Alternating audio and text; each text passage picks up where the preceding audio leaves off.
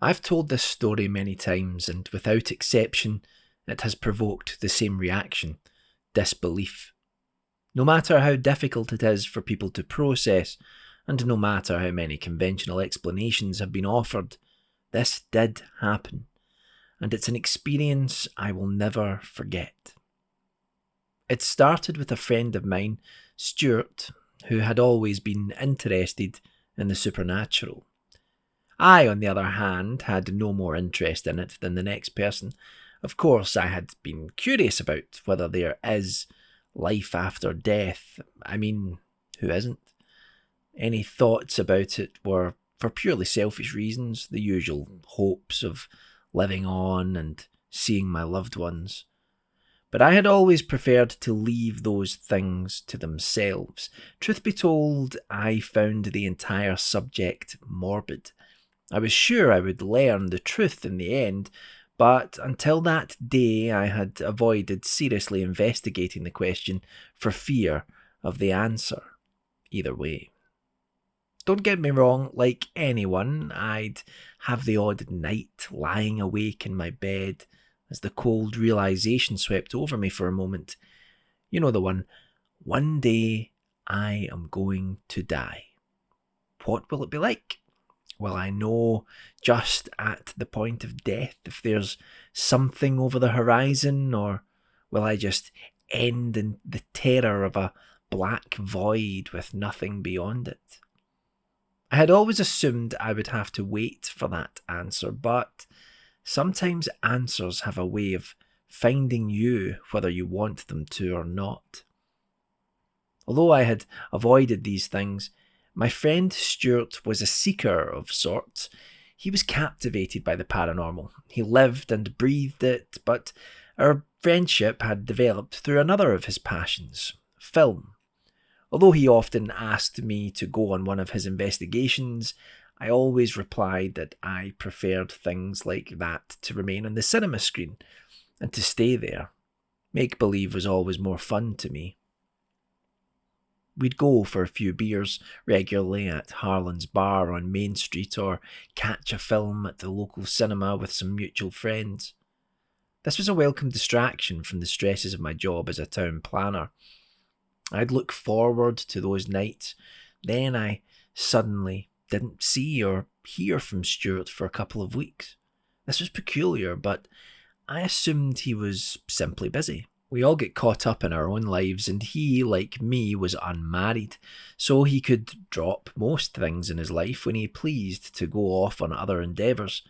I was a little put out about it when he didn't answer my calls, but I figured he'd fall back into the loop at some point.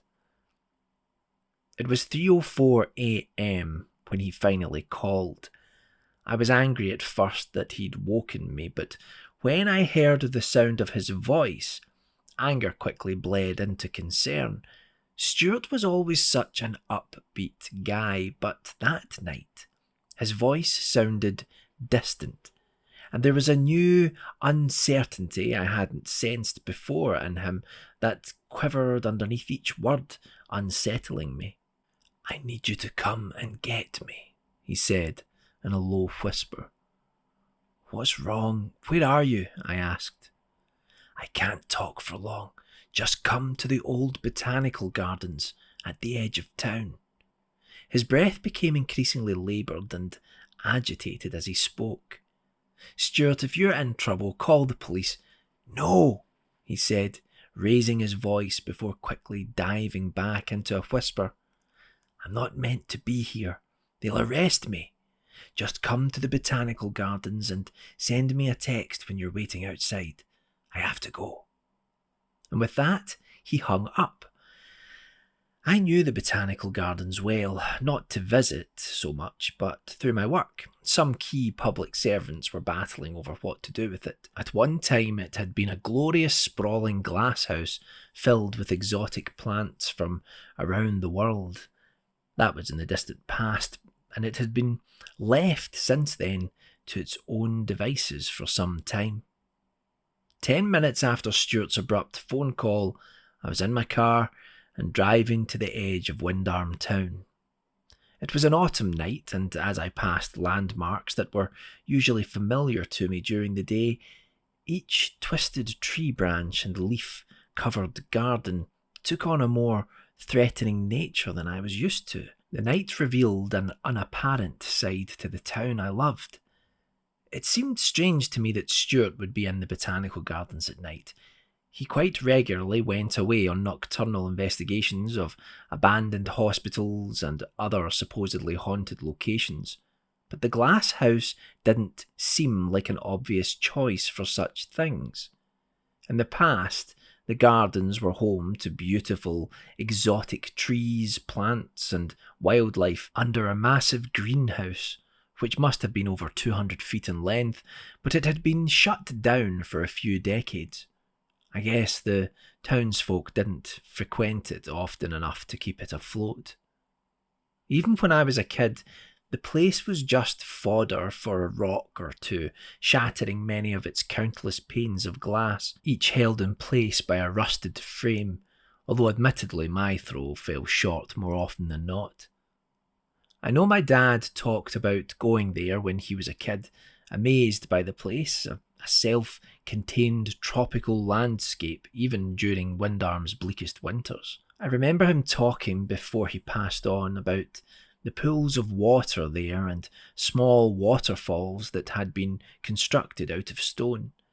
He used to watch the bright-coloured fish swim in the clear water. As I drove, those thoughts about Dad, they jarred a memory in my head, something he told me about an old legend surrounding the place. I couldn't remember all the details, but the crux of it was that a woman's body had been found buried in the ground back when they were laying the foundations for the Glasshouse. She remained unnamed, and her body was buried in Windarm's cemetery while construction continued. I wondered if that was the reason that Stuart was clambering around the ruins of the place at night. I didn't want any part of that. I was tired and just wanted to pick up Stuart and take him home, though I would enjoy berating him for a while about it. I pulled up in front of a large metal fence.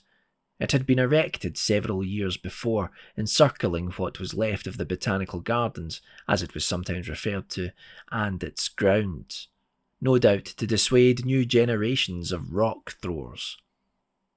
On its gate hung a mud-smeared sign displaying the words, "No trespassing," in no uncertain terms.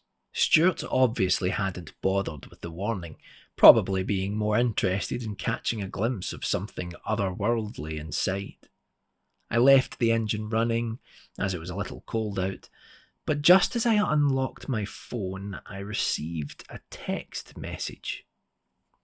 "Kill your lights," it said. And so I did.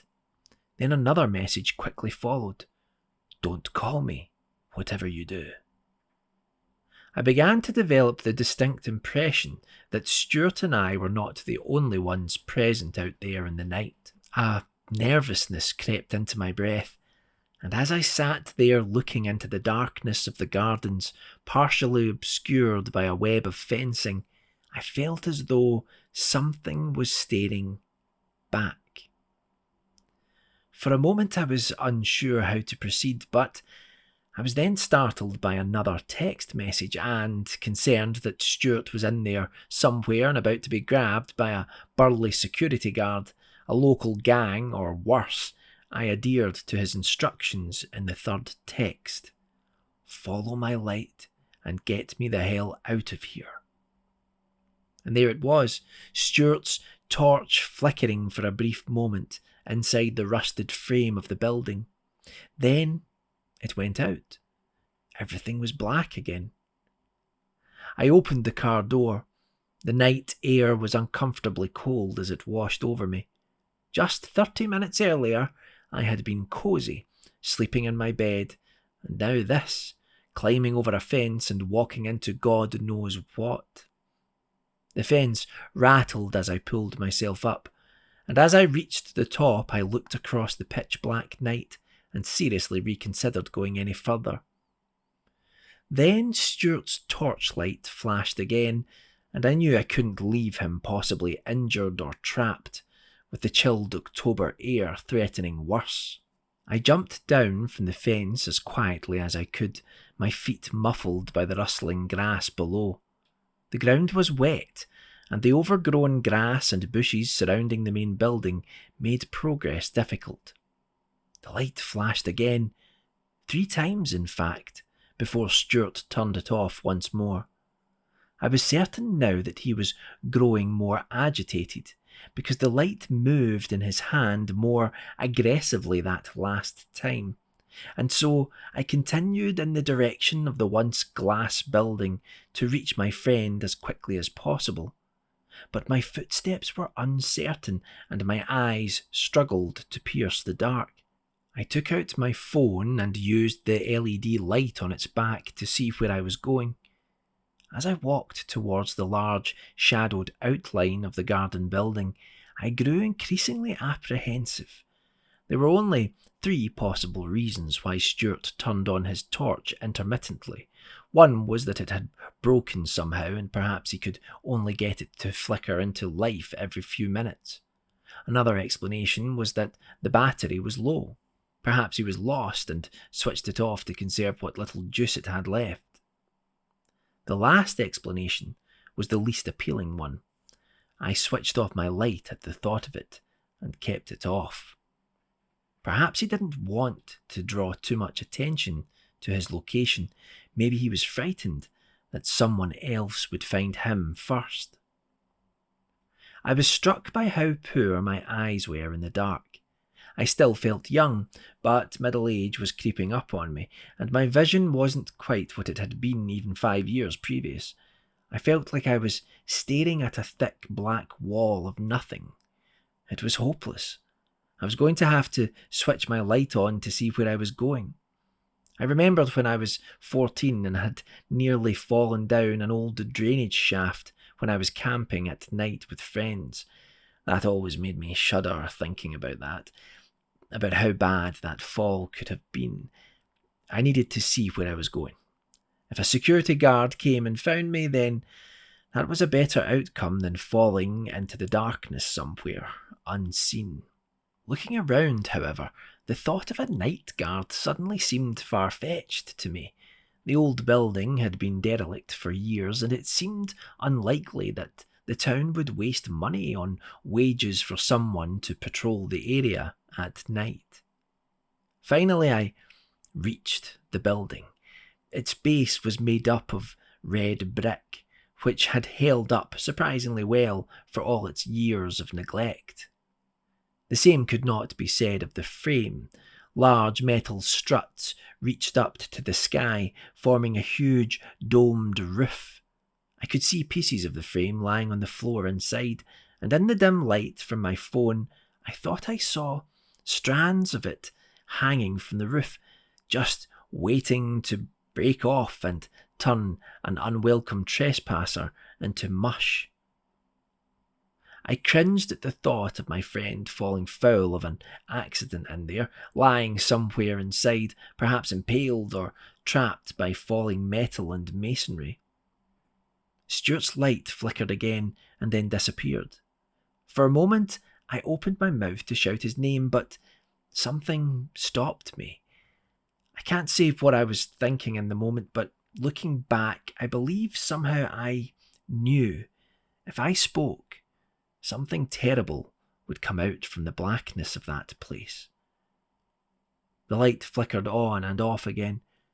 Keeping my eye on the spot where it had gone out, I could see that it had indeed come from inside, and as I ducked under and then through one of the countless empty metal frames, I realised that Stuart was somewhere in the middle of the building. For a second, I kept my hand on the rusted metal. It felt strangely strong and weak at the same time. Rust powdered off in my hand, but despite its age, it felt like that place would be standing long after I was dead. Despite having no solid walls, there was an echo of sorts to the place, subtle, my footsteps ricocheting gently off the concrete floor and then filtering out into the bleakness of the night. That was when I first noticed it. The cold. Sure, Windarm often felt cold during the October night, but as I slowly proceeded, shards of broken glass cracking occasionally under my weight, a chill in the air grew more pronounced. It bit at my exposed face, and I was convinced that if I looked into a mirror, my nose would have been bright red. There. Stuart's light. It was closer now, and for the first time I saw the light reflect upwards for a moment and illuminate Stuart's outline. As I drew nearer, the night closed in and the cold was now becoming almost unbearable. My hands ached from the bones outward, and the air froze my insides with each breath. I was now only a few metres away from the centre of that old glassless dome and my friend. Then a light flickered again, but it seemed obscured this time, as if Stuart had turned his back on me, the light from his torch creating a silhouette of the back of his head and shoulders for only the briefest of seconds. Finally, I was near enough for the light of my torch to dimly reveal my friend. "Stuart, it's Mike. Are you okay?" I said softly, finally confident enough to speak quietly. "Yes, let's get the hell out of here," he replied nervously. I'd never heard that kind of quivering fear in his voice before. But that wasn't the only noise. A new sound joined us. Just as I opened my mouth to whisper across to Stuart and ask him if he was hurt, the sound of broken glass breaking under weight echoed from beyond. It came from somewhere behind us and was subtle at first, but there was no doubt. I could hear movement. Yes, footsteps, more pronounced. They were moving towards us, then they stopped. All I could hear was my heart thumping, the adrenaline of apprehension coursing through my veins. Damn, it was so cold. Quickly I switched off the light from my phone, hoping to obscure our location. "Someone else is here," I said. "I know," whispered Stuart. "They've been wandering around me for hours." Then the footsteps moved again, this time circling, prowling under the cover of night. I knew then why Stuart had called me. Someone was taunting him. They had been in that broken glass dome all along, terrifying my friend and me in the process. No doubt he had been terrified, but now there were two of us, and whoever was circling, they were surely only one. I decided we should act, pick a direction, and stick to it. I moved close to my friend and whispered, "Follow me." "Sure," he said. That word still haunts me. The light from Stuart's torch came on once more, but you see, it wasn't a torch, and whoever I was standing right in front of was not my friend Stuart. A strange light emanated from inside the throat of what I can only describe as the figure of a woman. The light bled out through translucent skin that seemed to take on an appearance of night, and the light forced its way up and out of her gaping mouth. At that moment, Stuart appeared from the darkness, grabbed my arm, and before I knew it, we were running. Our feet scrambled over broken glass, pummeling it further into smaller shards. I looked over my shoulder, and the horrid figure, light source and all, was chasing us. The light from her throat and mouth seemed to pulse with intermittent fury, and as we reached the metal frame of the building, she screamed words of hate and anguish, a rasping anger filled with nothing but contempt for the living. Before I knew it, we had escaped the gardens. that screeching creature seemingly constrained to the boundaries of the derelict building. We reached the fence, then the car, and then home, where I fixed both Stuart and myself a large whisky as we tried to calm our nerves. As it turned out, Stuart had been, as I'd thought, on one of his paranormal investigations. He'd heard stories of strange light coming from the old Glasshouse building at night and thought he would check it out. He got more than he'd bargained for, that's for sure. At first the old building seemed empty, but as the night drew in, he felt as though he was being watched. Suddenly the batteries from his torch drained. The spare batteries he always carried with him were equally unresponsive, and so he was left in darkness alone. It was then that he heard the footsteps and a woman's voice who simply kept saying, "I know you're here. I know you're watching me."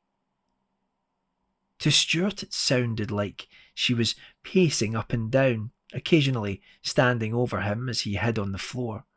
God knows what would have happened if she'd found him. I told him my dad's story about the woman's body being buried there and then moved to the cemetery before the glass house was built. Stuart hadn't heard it before, but I think the tale only made him more frightened. I told him that Dad probably just made it up to scare me, but I can't say I believe that. I'm sure you've realised by now that Stuart claims he never called me on his phone or sent any text messages. It would have been impossible. You see, he dropped it in the darkness and still hasn't found it to this day. Maybe those messages were sent to draw him out to me, so she could find him. I don't rightly understand it, and I don't want to. We talk about that night occasionally, and Stuart hasn't been on an investigation since. He lost the stomach for it, and who can blame him?